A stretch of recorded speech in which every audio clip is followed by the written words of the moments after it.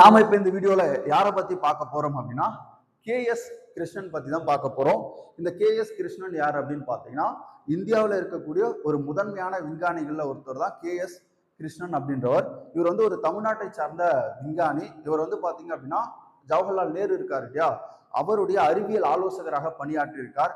அதே மாதிரி ராமன் விளைவு பத்தி நமக்கு தெரியும். சர் சி வி ராமன் கண்டுபிடிச்சது. அதுக்காக அவருக்கு 1930 நோபல் பரிசும் கொடுத்திருப்பாங்க. ஆனால் அந்த கண்டுபிடிப்புல வந்து பாத்தீங்க அப்படின்னா மிக முக்கிய பங்கு வகித்தவர் இந்த கேஎஸ் கிருஷ்ணன். இதை யாரு பதிவு செஞ்சிருப்பா அப்படின்னா சர் சி வி ராமன் அவர்களே பதிவு செஞ்சிருப்பாரு. இவர் வந்து பாத்தீங்கன்னா தமிழ்நாட்டுல குறிப்பா விருதுநகர் மாவட்டத்தை சார்ந்தவர். இந்த கேஎஸ் கிருஷ்ணன் பத்தி நமக்கு பெருமளவுல வந்து பாத்தீங்கன்னா தெரியாது. ஏன் அப்படின்னா இவரை பத்தி பெருமளவுல அரசு வந்து கொண்டு சேர்க்கல அப்படின்றதுதான் இங்க முக்கியமா நம்ம பார்க்கப்படக்கூடிய ஒரு விஷயம். மறைக்கப்பட்ட ஒரு மனிதரை பத்தி தான் பார்க்க போறோம். இன்னைக்கு நியூஸ் பேப்பர்ல இவரை பத்தி நிறைய விஷயங்கள் கொடுத்திருக்காங்க. அதுல குறிப்பா பாருங்க, விருதுநகர் விஞ்ஞானி யாருன்னு பாத்தீங்கன்னா கரியமாணிக்கம் சீனிவாச கிருஷ்ணன், அதாவது கேஎஸ் கிருஷ்ணன் அப்படின்னு சொல்லுவாங்க. கரியமாணிக்கம் சீனிவாச கிருஷ்ணன் எப்ப பிறக்கிறாரு அப்படின்னு பாத்தீங்கன்னா 1898 டிசம்பர் 4 வந்து பாத்தீங்கன்னா பிறக்கிறாரு. எங்க பிறந்தார் அப்படின்னு பாத்தீங்கன்னா விருதுநகர் மாவட்டம் வத்திராயிருப்பு அப்படின்ற இடத்துல வந்து பிறந்திருக்காரு. வத்திராயிருப்பு அப்படின்ற இடத்துல பிறந்திருக்காரு. இவருடைய ஆரம்ப கால வாழ்க்கையில படிப்புன்னு பாத்தீங்கன்னா ஸ்ரீவில்லிபுத்தூர் உயர்நிலை பள்ளியில வந்து படிச்சிருக்காரு. அதே மாதிரி அமெரிக்கன் கல்லூரி, இது எங்க இருக்கு அப்படின்னு பாத்தீங்கன்னா மதுரையில இருக்கக்கூடிய அமெரிக்கன் கல்லூரியில என்ன பண்றாரு, இயல்பியல் துறையில பட்டம் பெறாரு. எப்போ அப்படின்னு பாத்தீங்கன்னா 1916. அதுக்கப்புறம் பாருங்க, முதுகலை பட்டம் எங்க பெறாரு அப்படின்னு பாத்தீங்கன்னா சென்னை கிறிஸ்துவ கல்லூரியில படிக்கிறாரு. அதுக்கப்புறம் பாத்தீங்க அப்படின்னா இவர் 1920 அறிவியல் வளர்ச்சி கழகம் கொல்கத்தா இருக்கு இல்லையா, அங்க போய் தன்னுடைய மேற்படிப்பை வந்து தொடர்றாரு.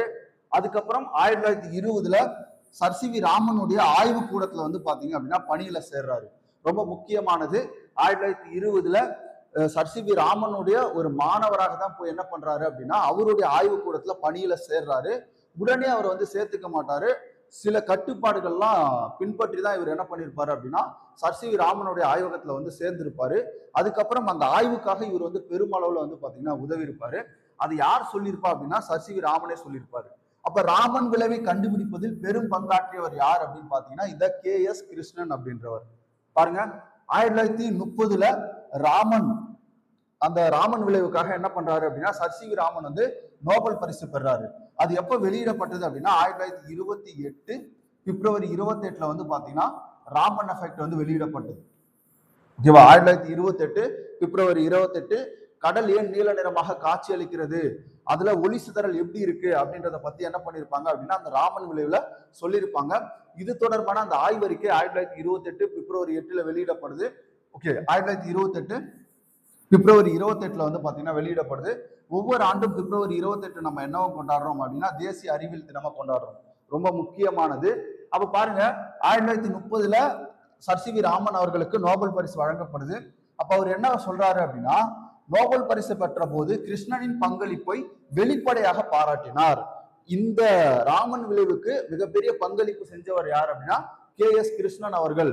யாரு சொல்றா, யாரு வந்து நோபல் பரிசு வாங்கினாலோ அந்த சர் சி வி ராமன் அவர்கள் என்ன பண்றாரு, இதை பதிவு செய்யறாரு.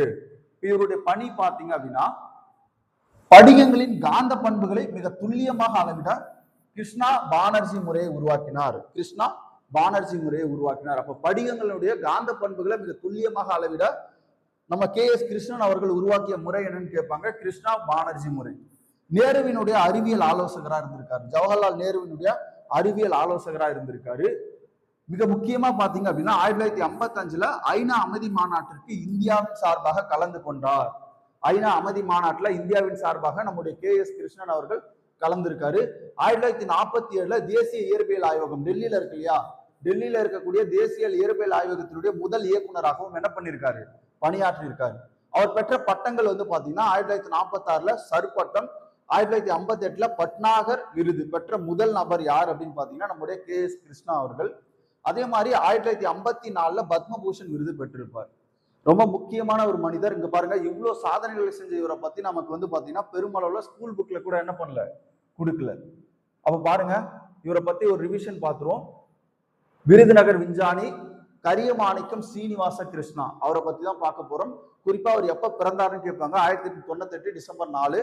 எந்த மாவட்டத்தை சேர்ந்தவர் அப்படின்னா விருதுநகர் மாவட்டம். குறிப்பா எந்த கிராமம் அப்படின்னு பாத்தீங்கன்னா வத்திரா இருப்பு அப்படின்ற கிராமத்தை சேர்ந்தவர். அவர் எங்க படிச்சாரு அப்படின்னு பாத்தீங்கன்னா ஸ்ரீவில்லிபுத்தூர் உயர்நிலை பள்ளியில பள்ளி படிப்பை முடிச்சிருக்காரு. அமெரிக்கன் கல்லூரி மதுரையில இருக்கு இல்லையா, அதுல வந்து பாத்தீங்க அப்படின்னா பிஎஸ்சி இயற்பியல் படிச்சிருப்பாரு. முதுகலை வந்து பாத்தீங்கன்னா சென்னை கிறிஸ்துவ கல்லூரியில படிச்சிருப்பாரு. 1920 அறிவியல் வளர்ச்சி கழகத்துல கொஞ்ச நாள் வந்து பாத்தீங்கன்னா தன்னுடைய ஆய்வு படிப்பை தொடங்கி இருப்பாரு. அந்த படிப்பு தொடங்கும் போது தான் எங்கன்னா கொல்கத்தாவில் அந்த இடத்துல என்ன பண்றாரு அப்படின்னா சர் சி வி ராமனுடைய ஆய்வு கூடத்துல அவரோடு சேர்ந்து பணியில ஈடுபடுறாரு. அதுக்கப்புறம் ராமன் விளைவு அப்படின்ற ஒரு விளைவு கண்டுபிடிக்கப்படுது. அதுல பெருமளவு பங்காற்றியவர் யாருன்னா நம்முடைய KS கிருஷ்ணன் அவர்கள்.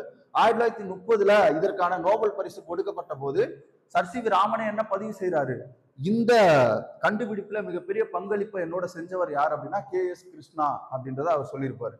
அவருடைய பணி பாத்தீங்கன்னா படிகங்களின் காந்த பண்புகளை மிக துல்லியமாக அளவிடக்கூடிய கிருஷ்ணா பானர்ஜி முறையை உருவாக்கி இருப்பாரு. நேருடைய அறிவியல் ஆலோசகர். அதே மாதிரி 1955 ஐநா அமைதி மாநாட்டுல இந்தியா சார்பா என்ன பண்ணியிருப்பாரு, கலந்திருப்பாரு. அதுக்கப்புறம் தேசிய இயற்பியல் ஆய்வகத்தினுடைய முதல் இயக்குனரா பதவியேற்றவர் யார் அப்படின்னா நம்முடைய KS கிருஷ்ணா. இவர் வாங்கிய விருதுகள் பாத்தீங்க அப்படின்னா 46 சர்பட்டம், 58 பட்டாயகர் விருது பெற்ற முதல் நபர், 1954 பத்மபூஷன் விருது பெற்றிருப்பாரு, 58 பட்நாயகர் விருது வந்து பெற்ற முதல் நபரா வந்து நம்முடைய KS கிருஷ்ணன் அவர்கள் அறியப்படுறாரு. ரொம்ப முக்கியமான ஒரு நபர். ஏன்னா தமிழ்நாட்டை சார்ந்த ஒரு விஞ்ஞானி. அவருடைய பங்களிப்பை பார்த்தாலே உங்களுக்கு தெரியும் எந்த அளவுக்கு மிகப்பெரிய பங்களிப்பை கொடுத்திருக்காரு அப்படின்றது.